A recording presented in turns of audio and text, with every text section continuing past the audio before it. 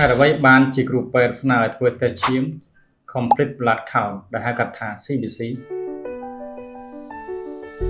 គ្រូពេទ្យជាញឹកញាប់ស្នើឲ្យធ្វើតេស្ត complete blood count CBC ដើម្បីពិនិត្យសុខភាពទូទៅរបស់រាងកាយរោគវិនិច្ឆ័យឬតាមដានជំងឺផ្សេងៗដូចជាពិនិត្យសុខភាពទូទៅពិនិត្យមុនចូលធ្វើការឬមុនវះកាត់ពិនិត្យសុខភាពប្រចាំឆ្នាំ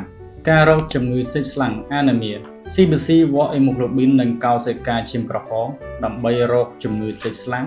ដែលអាចបណ្ដាលឲ្យអស់កម្លាំងវិលមុខស្លេកស្លាំងនិងដកដង្ហើមថប់ការឆ្លងមេរោគនិងការរលាកការកើនឡើងឬបន្ថយនៃកោសិកាឈាមស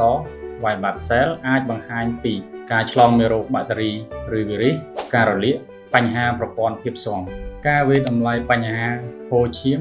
ឬការកកឈាម CBC ពិនិត្យផ្លាកែតដែលជួយឲ្យឈាមកកការធ្លាក់ចុះផ្លាកែតអាចបណ្ដាលឲ្យ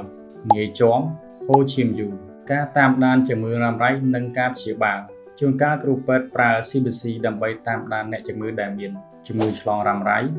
ជំងឺមហារីកជំងឺអូតូអ៊ីតយូមផលប៉ះពាល់ពីថ្នាំដូចជាថ្នាំគីមីព្យាបាលមហារីកថ្នាំអង់ទីប៊ីយោទិកអ្វីខ្លះដែលមាននៅក្នុងតេស្ត CBC ជាទូទៅ Red blood cell Red BC ដឹកជញ្ជូនអុកស៊ីហ្សែន Hemoglobin HB ប្រូតេអ៊ីនដឹកអុកស៊ីហ្សែន Hematocrit HCT ភាគរយឈាមដែលជាកោសិកាឈាមក្រហម White blood cell WBC ប្រឆាំងការឆ្លងមេរោគផ្លាកែត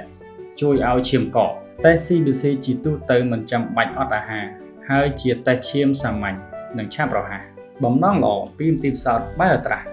សម្រាប់ព័ត៌មានលម្អិតសូមទំនាក់ទំនងមកទូរស័ព្ទលេខ012 444 606 016 444 606